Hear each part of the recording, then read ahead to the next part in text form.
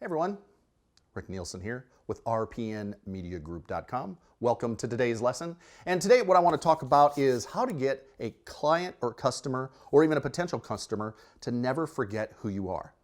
See, in today's age now, we've got texting and tweeting and Facebook posts and Instagram and email. There's so many different types of ways to connect to people. And the vast majority of those are electronic. And there again, I'm in this business, so there is a place for that. But at some point, your potential customer, your customer gets bombarded with so many of these digital communications that sometimes it just gets lost in the noise. So what I want to talk to you today about is something that used to work really well for me. In fact, I'm guilty of it as a lot of other people. It was working so well, I stopped doing it. So I started doing this a couple of years ago, and I started using the following tools. And you're not going to believe this. You'll swear to God, I just opened up a time capsule. Let me get those for you. First tool to get your customers or potential customers to remember you for a long period of time is this little thing, little pad of paper.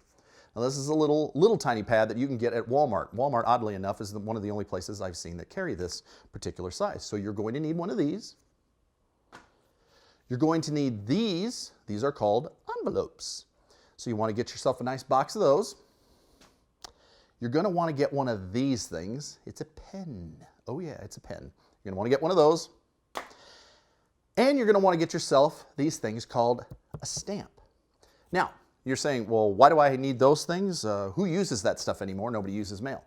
Let me tell you a story about something that happened to me a couple of months ago that was a direct result of something I did a year ago. So let me explain why I think this is so important, because it works so much better than what people would ever realize it is. It takes a little bit of work, but here's the story. Last year around Christmas time, my sweetie and I are cruising through our local mall, and there's a big Microsoft store there. And I thought, ooh, my laptop's about ready to die. Let's go see what these Surfaces are all about. So we walked in. It was real busy. It was close to Christmas.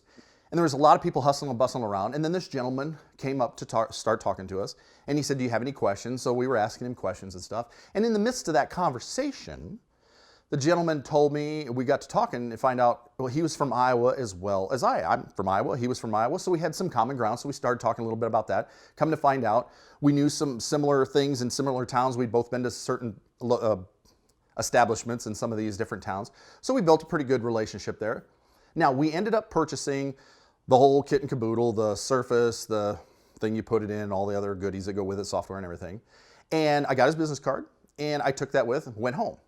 Then I sat down with these, what some people would consider very archaic tools, and wrote him a hand thank you note. It said something to the effect that, thanks man for all your help, you did a great job. I really love the Surface that I bought from you. If you ever need anything, let me know. You did a great job. Signed, Rick. That was it. It was really, I didn't stick it in the computer. I just hand wrote it out, and it looked like crap, but I did it anyway. Filed it up, put it in the envelope, licked it, put a stamp on it, sent it on its way. Never heard anything from the guy again. Fast forward 12 and a half months. My daughter had a day off of school. So we decided to go to the same local mall. And in front of the Microsoft store, there's this great big TV that's there, and the kids can play Minecraft or whatever Microsoft games they have loaded on it. So my daughter started playing Minecraft. A gentleman came out of the store and said, hey, can I help you with anything? I said, no, we're just kind of killing some time. And so within 30 seconds of our conversation, he turns to me and goes, are you Rick? Freaked me out. I'm like, you look familiar, but how in the heck did you know my name? He goes, I helped you buy your Surface last year. You wrote me a thank you note. I still have it pinned on my wall in my office. I said, no kidding. So we were talking back and forth. He said, look, let me tell you. He goes, I've never forgot that. He says, the whole time he's been at that store, which was 2 years, no one else in that entire office had ever received anything like that. His was pinned at his desk right above where his computer was, and he looks at it every day. After 12 and a half months, this guy remembered my name after not having any communication whatsoever. Now, what's the moral of this story? Well, it took me a couple minutes to write the letter and shove it in the mail. And if somebody who I'm not doing business with, in fact, he signed up for one of my newsletters almost immediately after we got done talking at the mall, after my daughter and I left. Imagine what that can do to prospective clients. Because let's face it, nobody gets any good mail anymore. And if you send a little tiny envelope with a stamp on it and handwritten, they're going to open that. And you're going to stand out like a sore thumb because they're going to look at now, and think of this. When was the last time you ever saw anybody that had a tweet or a Facebook post printed out and pinned up onto their desk and then they showed everyone and everybody was envious of it? That just doesn't happen. Not to say that there isn't any value in it, because there absolutely is. But if you want to stand out above the crowd and you want to do things that no one else out there wants to do because they think it's old school, try doing that and see what kind of response you get from people. Think of how well and how the ability for you to be able to keep in contact with those customers and keep those customers for long periods of time. Send them thank yous after you have a meeting with them. Send them a thank you after you've done business. Send them a birthday card. They'll get that in the mail. Those are things they can just pin on the wall and go, look at that. I got that from my car salesman or my insurance person or my social media person or my web designer or whoever. I don't care who it is. They're going to remember that.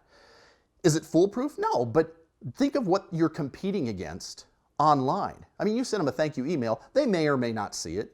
You may say something in the email that gets it thrown in junk and then they never see it. So then they think they forgot about you. But let me tell you, you put a stamp on an envelope and handwrite it, guys. Do not print it out because it's so much easier.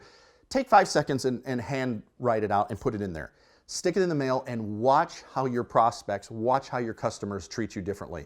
I think it's awesome. I used to do it all the time and I got back to doing it a couple of years ago. It's amazing the results you can get. So on that note, go out, go buy your supplies, try it, find 5 people you do business with or that you go have coffee with, send them a thank you note and watch the results roll in. This is Rick Nielsen, RPN Media Group. I'll see you at the next video.